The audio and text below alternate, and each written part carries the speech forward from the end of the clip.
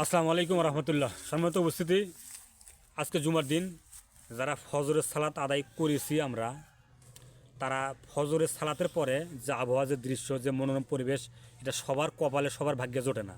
আর যারা সালাত আদায় করিনি তারা তো দেখেনি, আর যারা করছি তারা দেখছি। সম্মানিত উপস্থিতি, জুমার দিন এমন একটা দিন, জুমার দিনে আদম আল্লাহ সাল্লামকে সৃষ্টি করা হয়েছে, জুমার দিনে আদম আল্লাহ সাল্লামকে জান্নাতে ঢুকানো হয়েছে, জুমার দিনে আদম আল্লাহ সাল্লামকে জান্নাত থেকে দুনিয়াতে বের করা হয়েছে, এবং জুমার দিনে কিয়ামত হবে।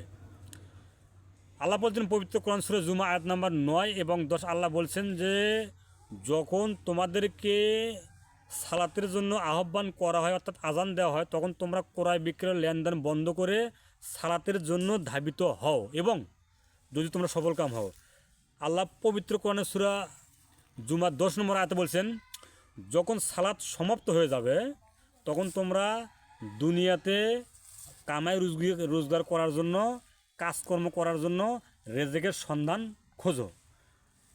সম্মানিত উপস্থিতি, সহিহ মুসলিম 1849 নম্বর হাদিস, আবু হুরায়রা থেকে বর্ণিত, রাসূল সাল্লাল্লাহু আলাইহি সাল্লাম বলেছেন, কোনো মানুষ, কোনো ব্যক্তি যদি জুমার দিনে সুন্দর করে গোসল করে, সাধ্যমতো পোশাক পরে, শরীরে তেল কাজল দিয়ে, পায়ে হেঁটে মসজিদে যদি আগে যায়, ইমাম সাহেব খুতবা দেওয়ার আগে, যে ব্যক্তি প্রথমে গেল সে একটা উট কুরবানি করার সব পেল, পরবর্তীতে যে ব্যক্তি গেল সে গরু কুরবানির সব পেল, তার পরবর্তীতে যে ব্যক্তি গেল সে একটা ভেড়া কুরবানি করার সব পেল, এর পরবর্তীতে যে ব্যক্তি গেল সে একটা ডিম কুরবানি করার সব পেল। এরপরে ইমাম সাহেব যখন মিম্বরে ওঠেন খুতবা দেওয়ার জন্য, তখন মালাইকা ফেরেশতা তার খাতা কলম গুটিয়ে খুতবা শোনার জন্য বসে পড়েন। সম্মান্য উপস্থিতি, আমি আপনাকে বলতে চাচ্ছিলাম, আমার আপনার টাকা পয়সা অনেক আছে, কথা ঠিক। আমি আপনি চাইলে একটা গরু, একটা উট কুরবানি করতে পারবো না। আল্লাহ রাসূল সাল্লাল্লাহু সাল্লাম বলছেন, কেউ যদি আগে ভাগে মসজিদে যায়, ইমাম খুতবা দেওয়ার আগে যায়, তাহলে একটা উট কুরবানি করার সব পেল। এবং আমাকে আপনাকে সৃষ্টি করা হয়েছে আল্লাহর ইবাদত বন্দিকে করার জন্য। একটা কথা মনে পড়ে গেল আমার, সেটা হচ্ছে যে এই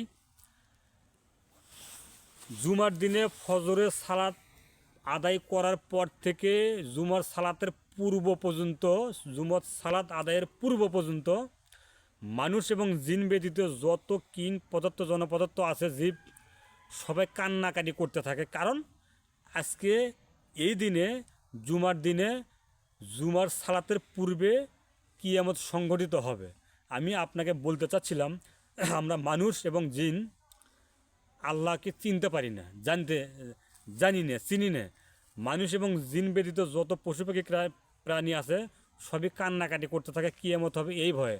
আমরা সাপ্তাহিক ছুটির দিন জুমার দিনে বিভিন্ন রকমের খেলতামাশা, বাদ্যযন্ত্র, গান বাজনা নিয়ে পড়ে থাকি, সময় কাটিয়ে চলে যাচ্ছে, কিন্তু আমরা বুঝি না যে কিয়ামত হবে, যে কিয়ামত এই দিনে হবে।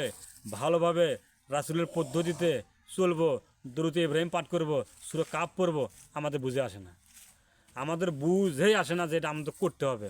অথচ আমরা মুসলমান, আমরা, আমাদেরকে একমাত্র শুধুমাত্র ইবাদত করা হয়েছে আল্লাহকে রাজি খুশি করার জন্য, আল্লাহর নিয়ম কানুন পালন করার জন্য, তার আদেশ নিষেধ মানার জন্য। যদি আমি আপনি আল্লাহ এবং আল্লাহ রাসূলের পদ্ধতিতে নিয়ম কানুনভাবে না চলি, ছেলে মেয়েকে, আল পরিবারকে না চলাই, তাহলে আমাকে আপনাকে বিচারের মাঠে জিজ্ঞাসিত করা হবে কেন আমি আপনি এই কাজ করিনি। অতএব আজকের পর থেকে আমরা প্রতিনিয়ত 5 ওয়াক্ত সালাত আদায় করব, এবং সৎ কাজের আদেশ, খারাপ কাজের নিষেধ করব, হারাম ছাড়া হালাল কামাই রোজগার করে খাবো, এবং অল্পতে সন্তুষ্ট হব ইনশাল্লাহ। আসসালামু আলাইকুম রহমতুল্লাহ।